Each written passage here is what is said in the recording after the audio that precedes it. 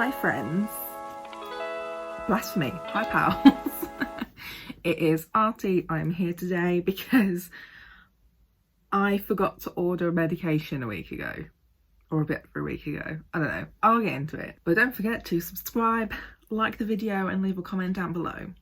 So my last video on the channel was about my ADHD graveyard. Also, do we like my fabulous, whatever the fuck this is called? I keep calling it a polo, but it's not. It's maybe more of a mock neck, to be fair. But also matching my nails that I accidentally, did. I did not mean to match, but we cute, we sophisticated. Sharp. What am I talking about? So yeah, last week was all about my ADHD graveyard. This week's video is another reason why ADHD is really difficult to deal with when you are unmedicated and have no support. And 15 million fucking physical health conditions. I am on a lot of medication. I have to have my injections in my phone calendar, otherwise I will forget. I have to write it on my on my A3 sheet, weekly planner. Every Friday it says injections because I forget, and that's one of the particular outliers of my meds too. I also have to refill my meds on the same day every week, otherwise I will forget.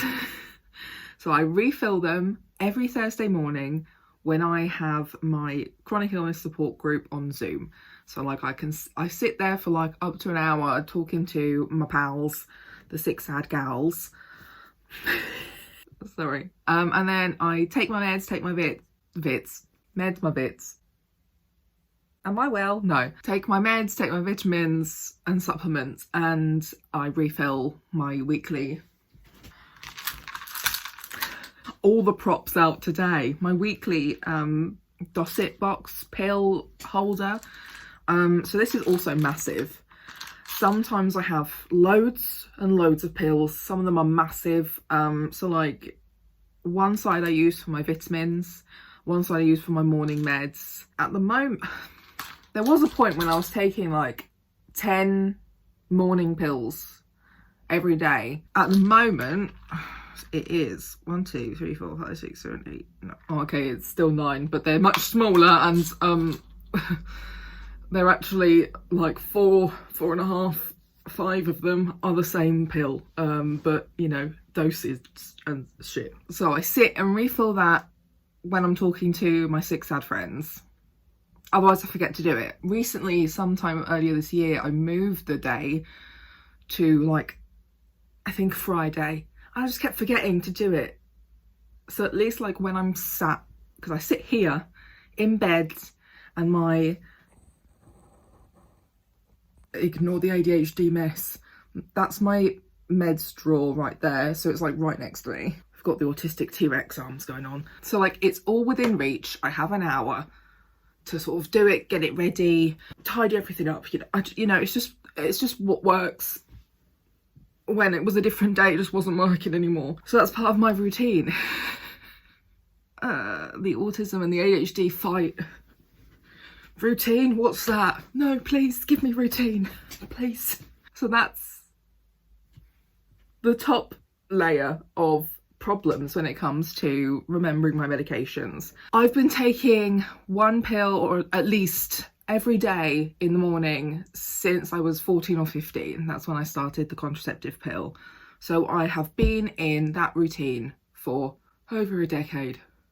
And my routine at the moment as well is that I kind of wake up at really weird times in the morning before I even need to get up or whatever. So I end up waking around 7:30. I'll get up, check the time, see it's that time, and then take my pills, because a lot of them have special requirements for taking them.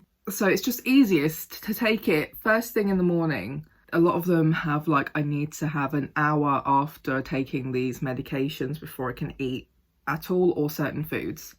So it's just easier. So I roll over at 7:30, take my pills, roll over, go back to fucking sleep. Then I wake up an hour later and I can eat immediately if I feel like I need to, because some mornings I wake up fucking starving. Other mornings I can wait around for a while. But things like my thyroxine, the way you're supposed to take that is on an empty stomach an hour before eating anything at all.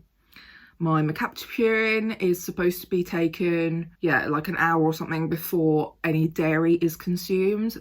So like, even though I, you know, I'm lactose intolerant, I do consume dairy. I consume lacto-free dairy, and I've been told it's not the lactose that's the problem with the mercaptopurine medication. That's a good point. Some meds have lactose in. And I might need to double check that, innit? Fuck. God, see what I mean? Why do meds have lactose in them? Why are you doing that to me? Anyway, so I can't take that anywhere near my breakfast, which will always have dairy. It will either be, you know, coffee, porridge, cereal.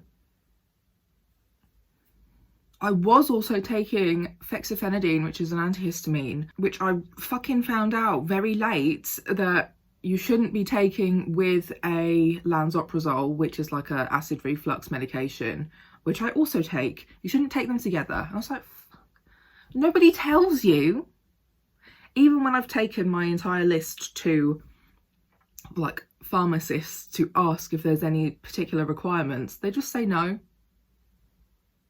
It's really helpful, thanks. But now I don't really take fexofenadine. I still have it just in case I have allergic reactions or hay fever. But basically, before I started my immunosuppressive medications, which are the mercaptopurine, steroids and my adalimumab injections, I had such bad hay fever that I couldn't leave my room for 2 weeks of the year because my whole body would just come up in hives. I've got photos of it, I'm pretty sure, somewhere. So I may provide some of those beautiful photos for you. It's excruciatingly painful. Hot, itchy, everywhere. The worst. So all of that with the medications has taken me like a decade to figure out and deal with. I also know that if I was going to start ADHD medication, that's another pill with more criteria to think about. You're not supposed to take it with or around the time of consuming any citrus, which would be fine for me with my morning medications, but yeah, you know, just another one of those things that they just don't fucking tell you. I don't remember where I learned the stuff about the mercaptopurine, but I learned the stuff about the ADHD medication from ADHD Twitter. Makes no sense. Thanks very much. Why are these not things told to patients taking medications? Anyway, that's another topic for another day for me to fight the system over this next time. I struggle to remember taking evening medications, especially with the seasons that change in the UK. The amount of light we get varies so much throughout the year that once I'm used to one season, we're now on to the next. So like with longer days in the summer, I forget that actually it's probably 9 PM and I should have taken my pills 2 hours ago. Or in the winter, it's just dark all the time. It's just dark all the time. So it just screws up my already trash sense of time anyway. And at this point, I'm not really entirely sure if I will continue taking regular evening medication at the moment, because I struggle to remember to order them. Because, you know, they don't just come every month just on like automatic rotation. You know, I have to remember to order them every month or every couple of months or whatever, because like thanks to the UK changing their laws and shit around a bunch of meds, that's put some problems in how I can access medication.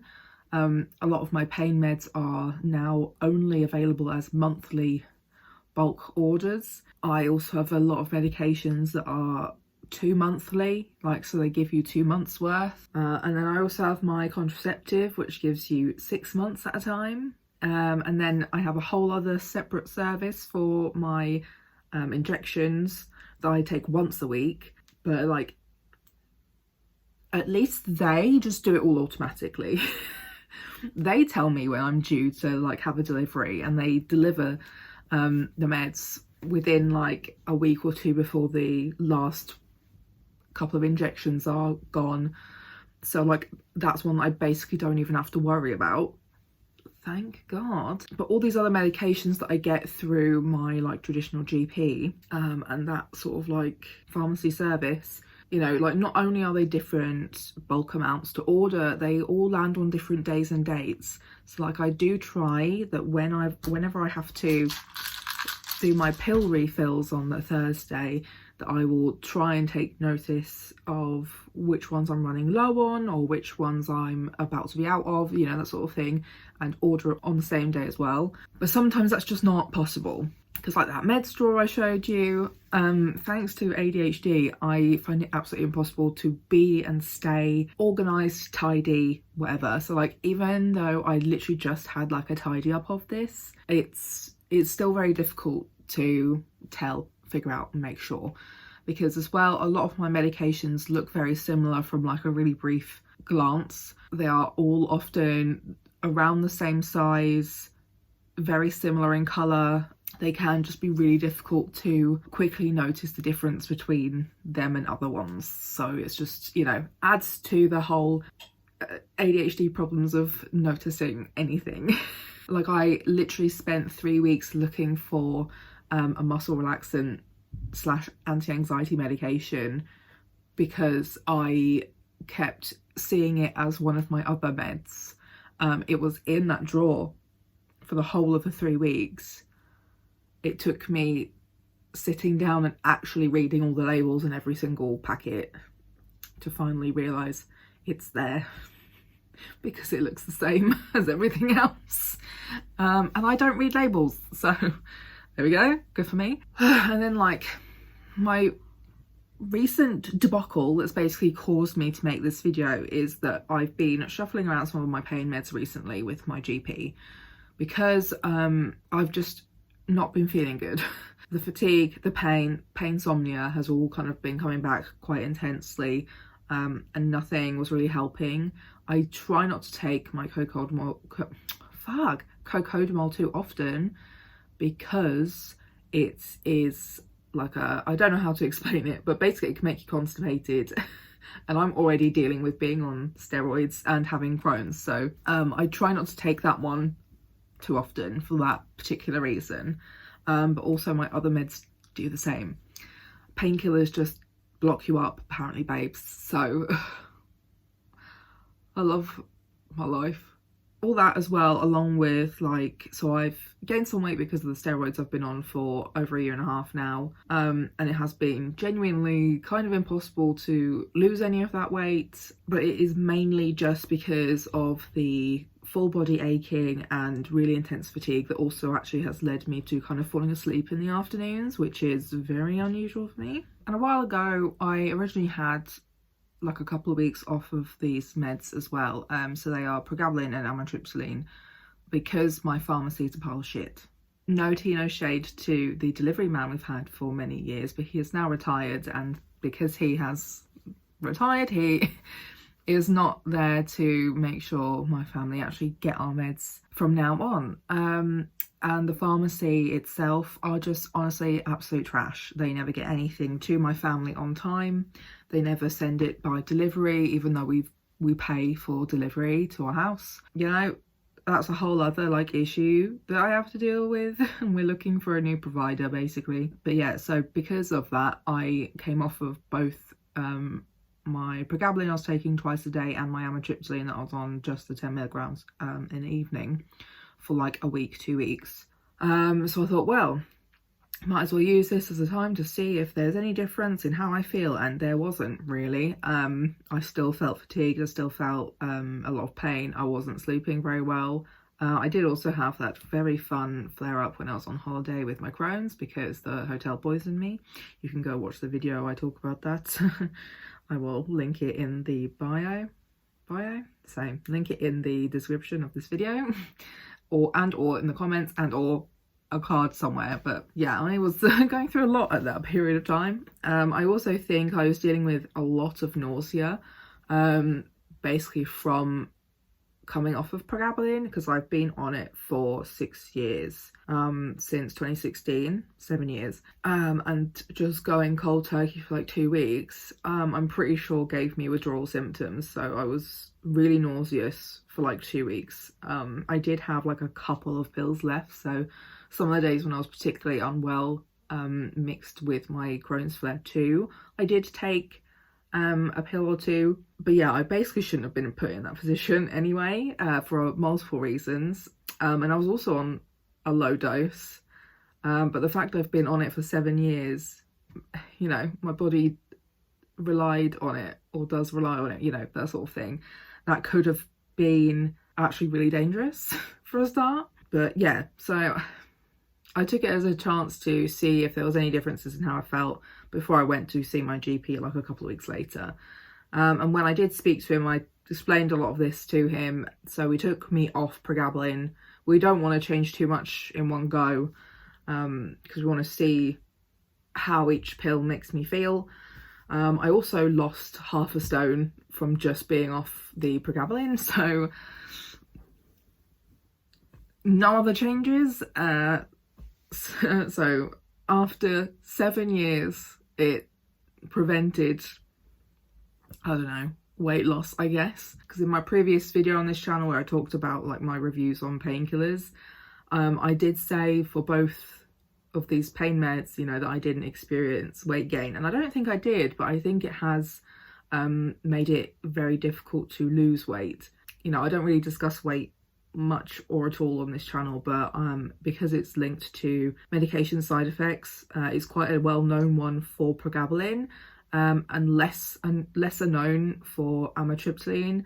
My doctor did agree and think it was linked to pregabalin possibly, but he didn't say anything about amitriptyline. But I have seen in all of like a vast majority of spaces I'm in online for disabled people who discuss medications, they have said the same for amitriptyline too. So it was just good to know generally that that could be the case. So we then changed it to, we upped my amitriptyline to triple the dose for a while.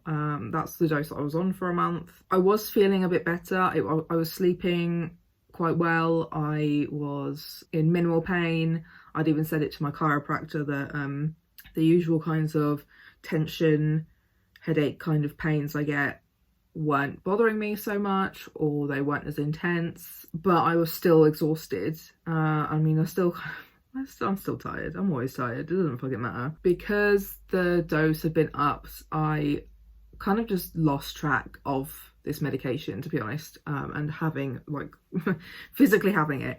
Because if I'd maybe noticed in my pill refill day that I was a bit low, I would have ordered it and maybe missed a few days rather than now over a week. So my experience since not being on them for like a bit over a week, my first night I didn't sleep. I slept about 2 hours at like 6 till 8 in the morning. Over the years I've had a lot of sleep problems on and off, and I think that is quite heavily linked to my ADHD, especially as I'm unmedicated, untreated. But I have developed a lot of coping mechanisms to deal with those nights. At this point, if I'm not asleep between 1 and 2 a.m, I know that that's kind of it. I will probably end up sleeping for a couple of hours in the very early morning or in the afternoon, and then having a full night's sleep the next night. But I just learned to just get up and start doing stuff. So the nights I didn't sleep during this week, I was doing very boring blog admin, which was like a weird kind of like, I don't know, in some ways I think maybe it was me trying to do something very boring. I might fall asleep. Didn't happen.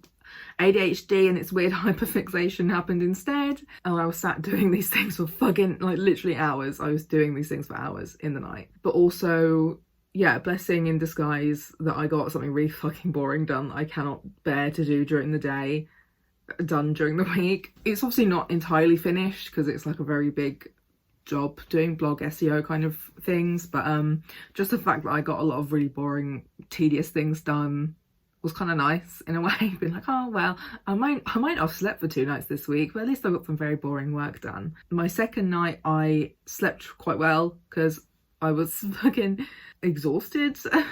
But I was weirdly energetic through the day. But I was someone rang me at 8:45 in the morning when I would have been, you know, hoping for a few extra hours of sleep, maybe woken up at like 10 or 11. But yeah, I got called at 8:45 in the morning by a medication pharmacy delivery kind of service.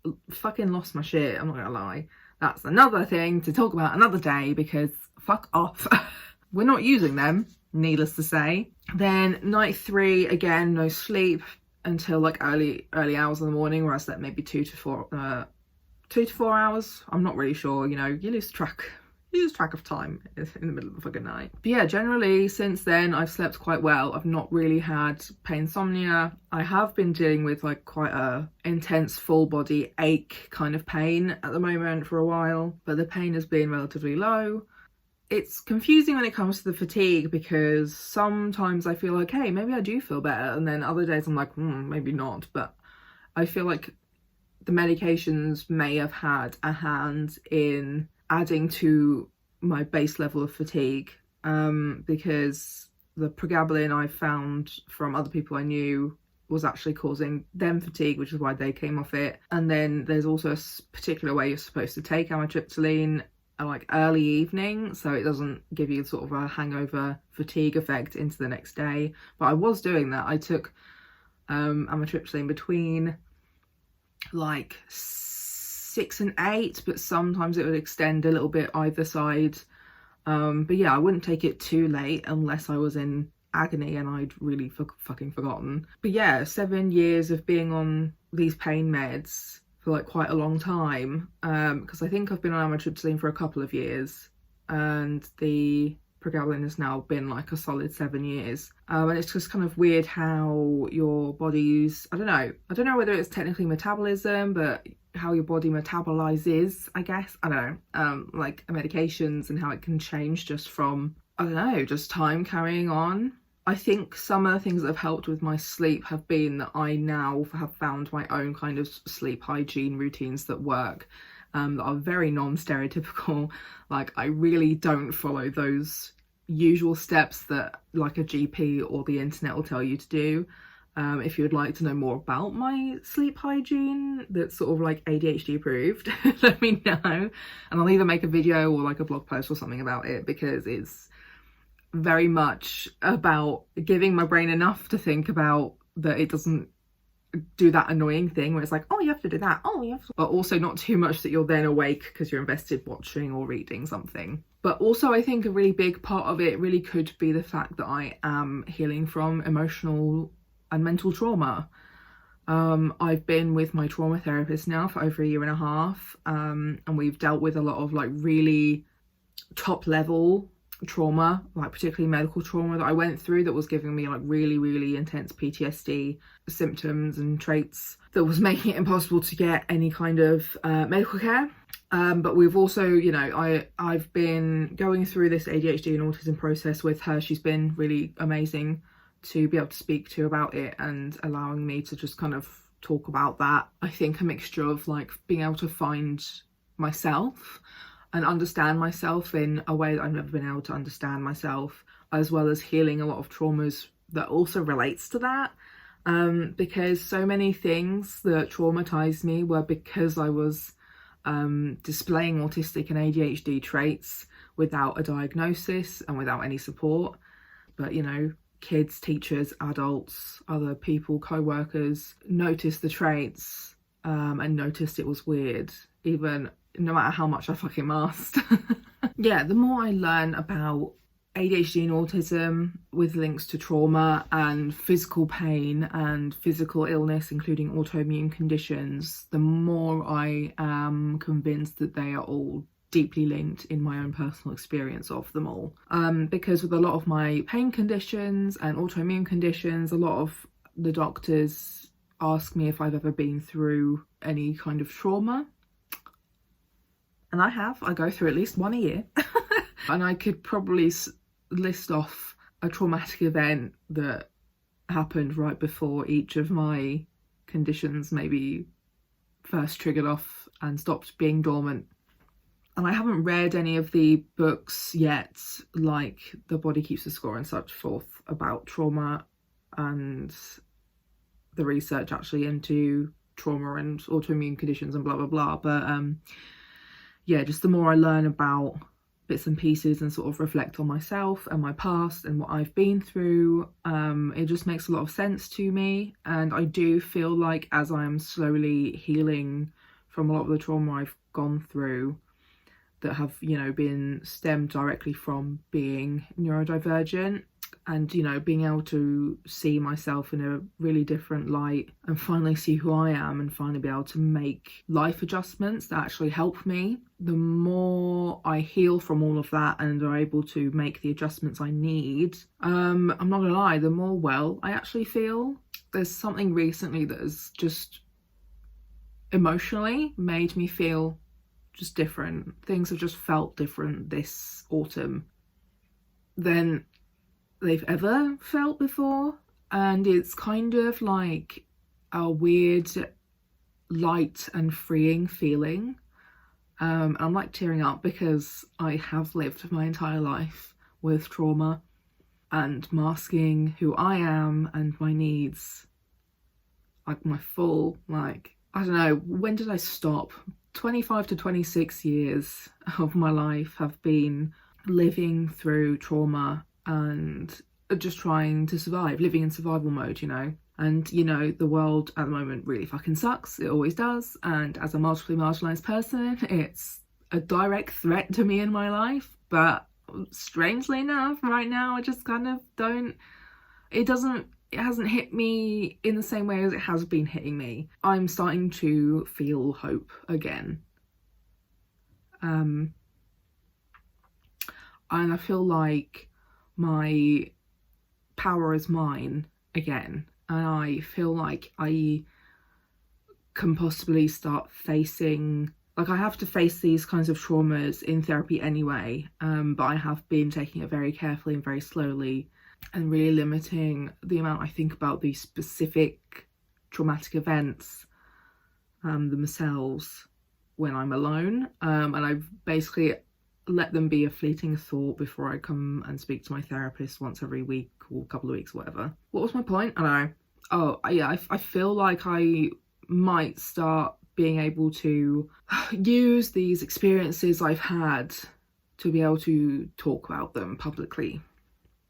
There have been a lot of things, you know, I've talked about a lot of stuff on here that's been pretty awful and intense and shitty to live through, from really stupid stuff to, like, from living with crappy people at university to being ignored by doctors for having really rare and life-threatening diseases, you know. But that's literally tip of the iceberg for me and everything I've been through, and still going through. It still kind of sucks, the stuff I'm dealing with, but I feel like things are shifting in a way that I think I can finally start talking about it, whether it's verbally on here or, you know, public speaking or podcasts or in my writing. Like, I have a few pitches I really like to start submitting out again, and even some more like deeper and more difficult kinds of stories too. Like, I just feel like it's almost time to start sharing those things, because, you know, I don't just share it for myself,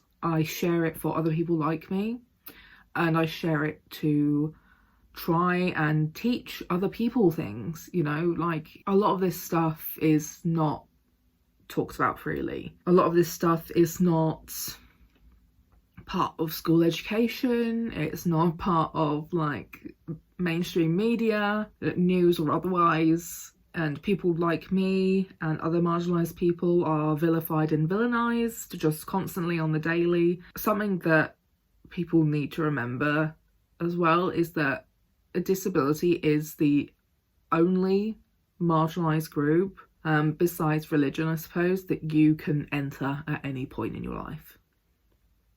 I don't like to use that because it feels like a threat, right? So I don't want you to take that as a threat of like, hey, you're probably going to become disabled at some point, whether it's because you're old and decrepit or an accident happens or what, but like you could become disabled any fucking minute, and if that happens, the disabled community will accept you with open arms,